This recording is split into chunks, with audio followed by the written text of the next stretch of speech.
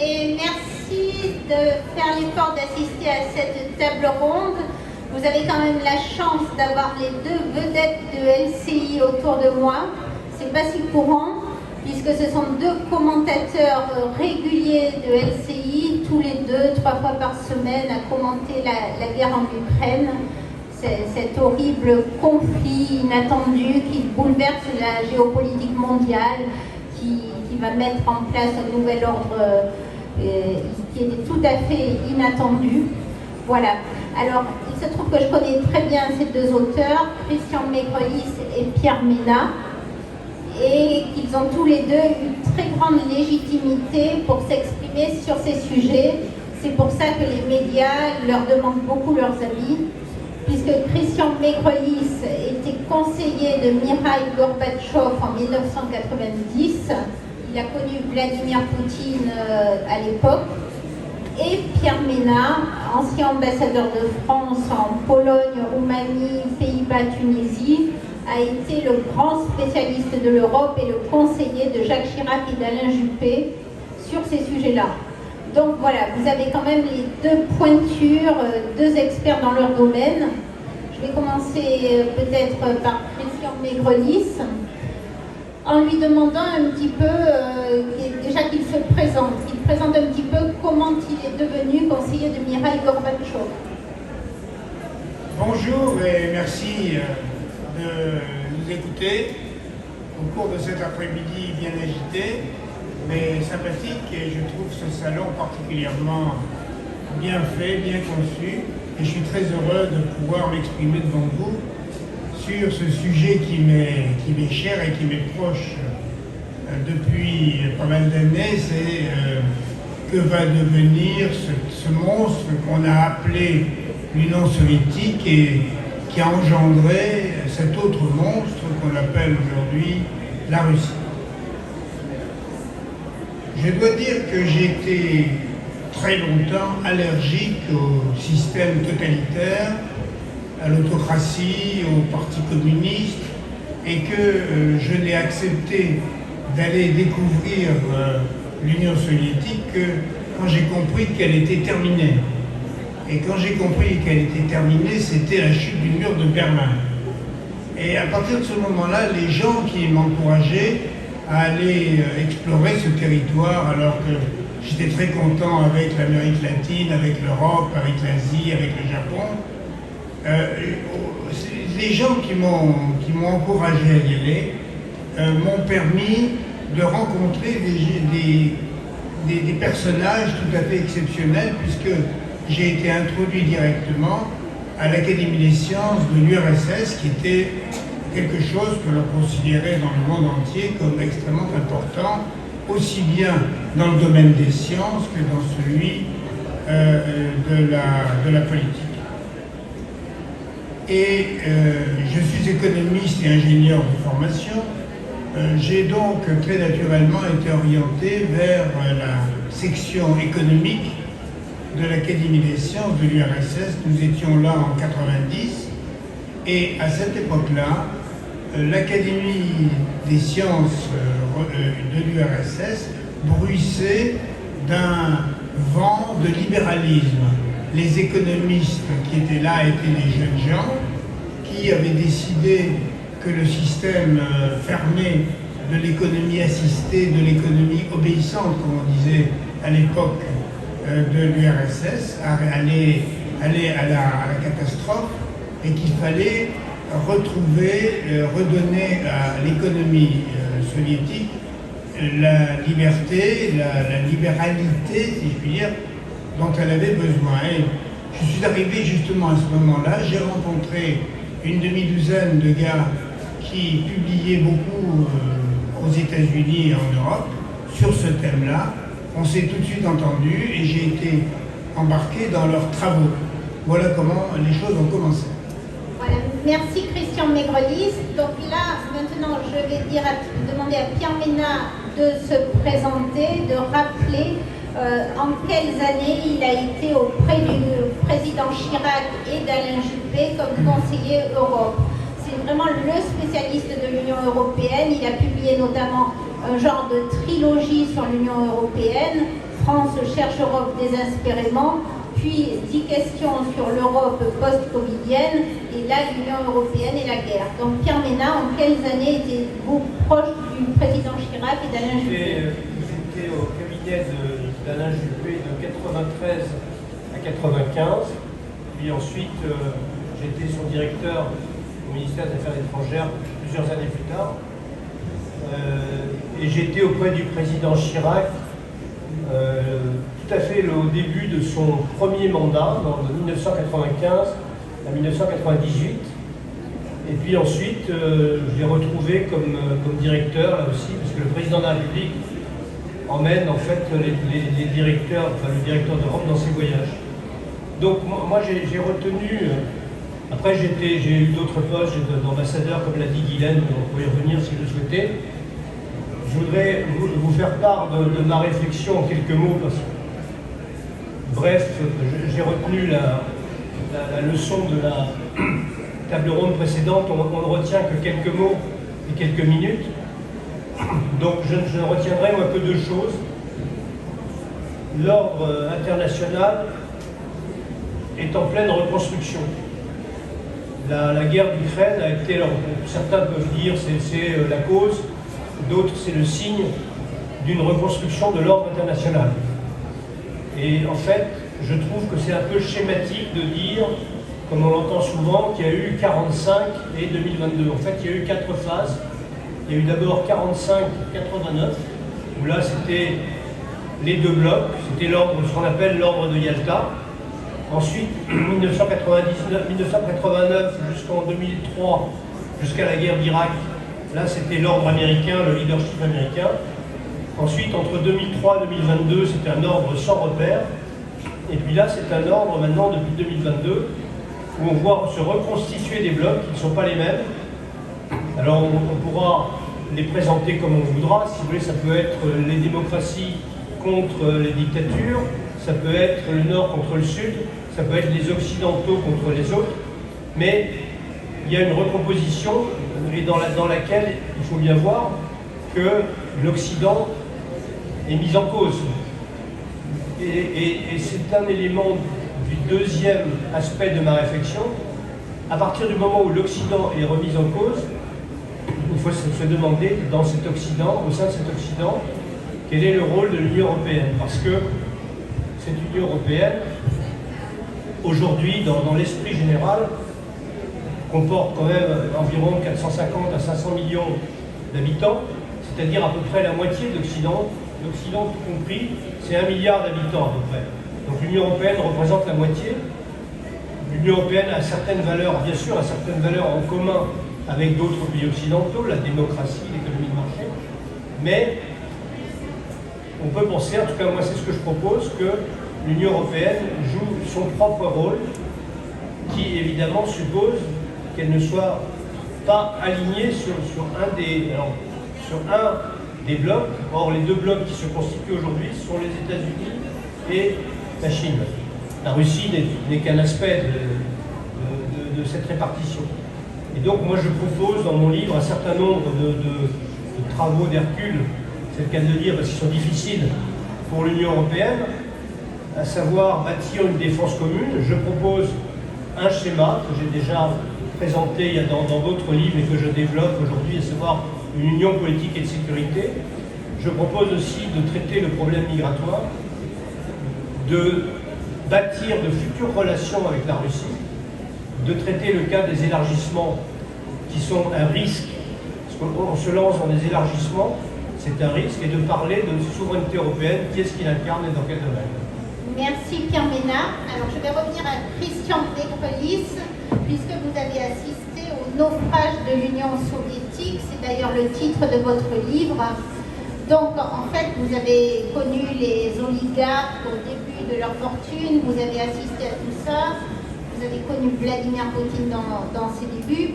Donc à l'époque, quand vous conseillez Mikhaïl Gorbatchev, quel souvenir gardez-vous de l'ambiance de ces années 1990?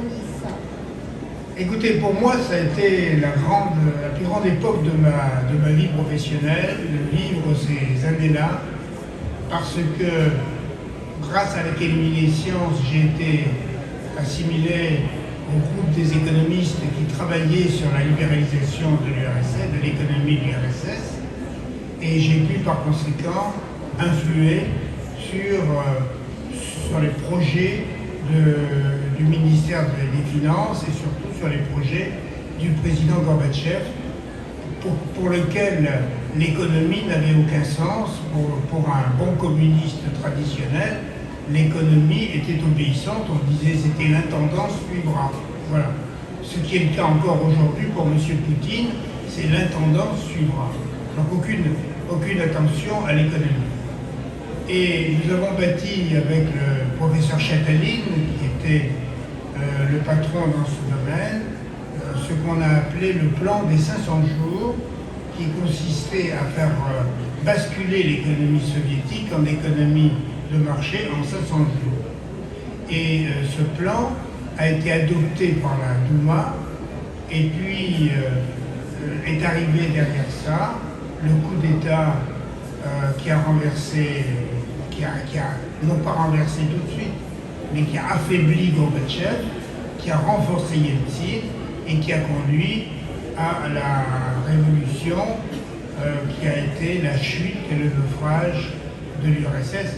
Et j'ai l'habitude de rappeler à mes amis russes qui sont persuadés du contraire que ce n'est pas Gorbatchev qui a fait naufrager, qui a fait couler l'Union soviétique, mais c'est Yeltsin qui a organisé dans le dos de Gorbatchev à la fin de l'année 1991 une conférence en Bélarus entre les trois premiers secrétaires du parti russe, du parti bélarusse et du parti ukrainien pour signer la dissolution de l'acte fondateur de l'Union soviétique qui avait été signé en 1922 par Lénine et qui est le fondement de l'indépendance ukrainienne.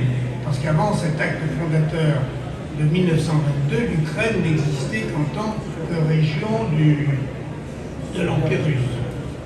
Et donc à l'époque qui a précédé le coup d'État, l'ambiance était extrêmement positive.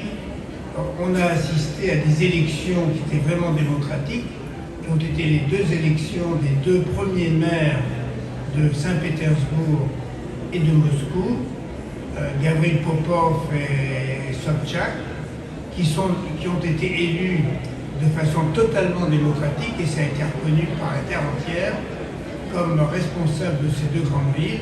Et c'est comme ça que j'ai connu Vladimir Poutine, qui avait été convoqué par Sobchak, puisqu'il rentrait d'Allemagne de l'Est où il n'avait plus rien à faire, et qui a été embauché à la mairie de Saint-Pétersbourg comme responsable des activités internationales de la mairie de Saint-Pétersbourg.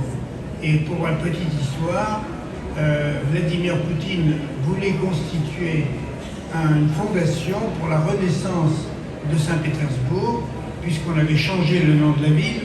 On venait juste de transformer Leningrad en Saint-Pétersbourg, et il voulait donc avoir une sorte de conseiller, de conseil international qui l'aide, et il avait déjà embauché dans ce conseil un grand prix Nobel d'économie, un des premiers prix Nobel d'économie, Vassili Leontiev, qui vivait aux États-Unis, et il m'a demandé si je voulais participer à cette association, et je lui ai demandé d'en parler avec Leontiev, et j'ai rencontré Leontiev à la suite de ça, qui m'a dit le plus grand bien de M. Poutine, et j'ai donc accepté de participer à ce comité pour la renaissance de Saint-Pétersbourg, qui est un comité qui a été dissous assez rapidement, puisque à la chute de Poutine et à l'arrivée de Yeltsin au pouvoir, Sobchak a envoyé Poutine au cabinet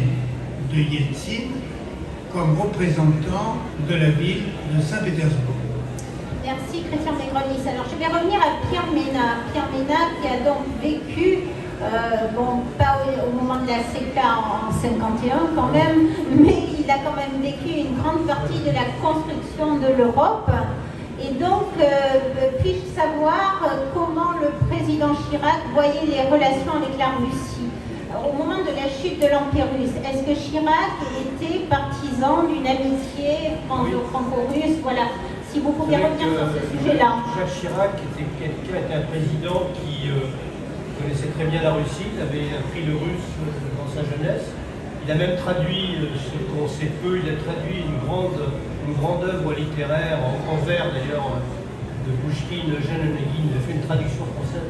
Une petite anecdote que je vous raconte là, mais en fait, il avait 20 ans, Jacques Chirac. Il a présenté cette traduction à des éditeurs qui l'ont refusé, comme beaucoup d'ailleurs, comme beaucoup d'éditeurs nous refusent nos œuvres. Et en fait, du coup, 20 ans plus tard, Jacques Chirac est devenu Premier ministre, et l'éditeur l'a appelé pour lui dire maintenant je peux publier votre traduction. Et là, il a refusé. Donc il avait une sensibilité, et puis vous savez que Jacques Chirac s'intéresse à l'histoire des civilisations. Alors, il y a une civilisation russe. Et il a beaucoup de... Moi, je me souviens d'avoir visité avec lui le musée de Saint-Pétersbourg, l'Ermitage, le grand musée, donc on a passé toute une journée. Mais simplement, lui, nous, on allait plutôt voir l'art classique, lui, il allait voir les salles d'art chinois. Bon, toujours est-il qu'il avait de très bonnes relations avec Yeltsin et voulait bâtir une relation.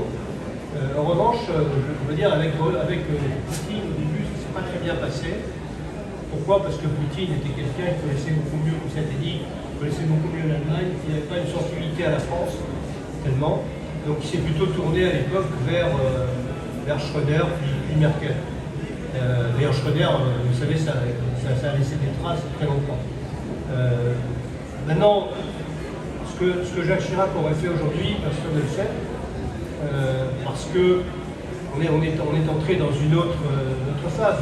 Jusqu'à présent, on parlait, comme l'a dit Guylaine tout à l'heure, d'un monde de coopération où il y avait des relations, d'ailleurs moi j'en parle dans mon livre, des relations de coopération entre l'Union européenne et la Russie. Or, à partir du moment où il y a une violation de la Charte des Nations Unies, où il y a une invasion, on entre dans une autre période et personne ne sait, et je pense qu'aucun acteur, si prestigieux soit-il, ne sait comment on va en sortir. Je propose une voie, mais je ne sais pas si elle est réaliste. Merci, on peut prendre des questions peut-être. Je voulais revenir sur l'actualité, cette sinistre guerre en Ukraine, avec cette surenchère des deux côtés, ces conflits qui semblent s'éterniser. Je vais poser une question un peu audacieuse à Christian Maigrelis, mais selon vous, quel est le moyen d'en sortir? Y a-t-il une issue et laquelle? Oui, pour le moment, je suis assez sceptique sur une issue, puisque ni Poutine ni Zelensky ne veulent discuter. Les Chinois ont essayé un peu, ça n'a pas marché. Le seul qui a réussi un peu, c'est Erdogan, mais c'était dans un domaine très particulier, qui était celui des exportations et du commerce. Donc on a en face de nous deux ennemis opiniâtres. On a en plus de ça la naissance d'une nation, parce que l'Ukraine en tant que nation n'existait pas à l'époque de l'URSS. Et maintenant, en l'espace de 2 ans, on voit la naissance d'une nation nouvelle, ce qui est exactement le contraire des projets de Poutine qui s'obstine à dire que l'Ukraine n'existe pas et qui le répète sur tous les airs. On a donc d'un côté une Russie un peu asthmatique, avec une armée asthmatique également, qui utilise des moyens importants mais qui les utilise mal, et lesquels moyens sont pas très au point. On s'aperçoit qu'il y a un pourcentage d'échecs dans les lancements de fusées, dans les raids d'aviation, dans les prises d'artillerie, et de notre côté, une armée qui en veut, qui est l'armée d'une nouvelle nation, qui est la nation ukrainienne, qui y croit et qui bénéficie d'une aide infinie de notre part. Alors justement, je voulais revenir vers Pierre Ménat, parce que notamment dans son livre, il consacre tout un chapitre à l'utilité, point d'interrogation des sanctions, et justement au rôle de l'Union européenne, celui qu'elle a, celui qu'elle devrait avoir plutôt dans cette guerre où elle se révèle un peu un nain politique, pas assez souverain, pas assez indépendant. Donc je vais donner la parole à Pierre Ménat qui va revenir sur une idée qui lui est chère. Depuis que je le connais, depuis 2017, Pierre Ménat me parle du plan Fouché. Alors c'était un plan de défense européenne. Pourquoi ce projet a-t-il été avorté? Pouvez-vous nous expliquer pourquoi serait-il nécessaire de le réhabiliter aujourd'hui? Alors en quelques mots, parce qu'on n'a pas beaucoup de temps, le plan Fouché a été présenté par le général de Gaulle en 1961. Le général de Gaulle trouvait que le marché commun était, je cite, entre guillemets, trop étriqué. Et il voulait donner une vision politique. De Gaulle n'était pas du tout, comme on l'a dit, anti-européen, mais il était pour une autre Europe plus politique. Donc il a présenté une union politique et de sécurité. Je passe les détails, c'est en 1961. Elle n'a pas marché, en gros, parce que nos partenaires, pour deux raisons. D'abord parce que nos partenaires, des six à l'époque, voulaient que tout ceci soit rattaché à l'OTAN et aux États-Unis. Et deuxièmement, ils voulaient que la Commission européenne ait un rôle important et pas les États. Alors, aujourd'hui, si vous voulez, ces deux arguments sont toujours là. Vous avez vu cette semaine, lorsque on parle notre président a parlé de la difficulté qu'il y a à être suiviste, du souhait de ne pas être trop suiviste à l'égard des États-Unis, de construire une autonomie stratégique européenne. En fait, ce ne sont pas des propos choquants, mais vous avez vu les réactions qui montrent qu'on n'est pas du tout prêt à cela aujourd'hui. Le jour où on sera prêt, moi je propose un schéma avec un traité pour les États, avec une méthode un peu comme l'euro. Évidemment, il ne s'agit pas de reprendre le plan Fouché qui date d'il y a 60 ans, tel quel, mais de l'adapter avec une méthode un peu comme l'euro pour ceux qui veulent et qui en ont la capacité, avec une période de temps pour aussi petit à petit respecter des critères de dépenses militaires et de capacité militaire. Alors je constate avec plaisir que la salle, l'auditoire s'est rempli durant la conversation. Nous avons attiré des gens, c'est beaucoup plus plein vers la fin qu'au début. Alors je voulais vous récompenser ceux qui sont là en vous donnant la possibilité de poser des questions à nos intervenants qui aimeraient répondre à vos questions. Donc l'un plutôt sur l'Union soviétique et l'autre plutôt sur l'Union européenne. Est-ce qu'il y a des questions? Non? La première est la plus difficile, donc on passe à la seconde question. Question ou observation, hein, c'est pas... Question ou observation Oui, madame. Ah, j'entends pas là. On ne voit pas comment Poutine peut arrêter cette guerre. Comment Poutine peut arrêter cette guerre? Oui, mais ça, moi je vais vous dire, nous avons entendu l'avis de Christian Mécronis que je partage, mais je crois, si vous voulez, que pour l'instant, on est dans une période où les deux parties croient encore qu'ils peuvent avancer sur le plan militaire. Il y aura un moment, ça j'en suis persuadé, où des deux côtés, il va y avoir des pressions. Bon, du côté de Poutine, si vous voulez, il ne faut pas oublier que si le statu quo reste comme il est, il a quand même gagné une partie du territoire ukrainien, qui est, je crois, 16% environ. Et côté des États-Unis, un jour ou l'autre, ils vont dire, bon, maintenant, ça suffit, on va passer, parce qu'on va avoir les élections. Donc, je pense que vous avez on va dire une perspective, peut-être, à la fin de l'année, d'avoir le début de négociations. Ça ne veut pas dire une solution. Alors, est-ce qu'il y a d'autres questions dans la salle? Une dernière avant qu'on arrête? Non?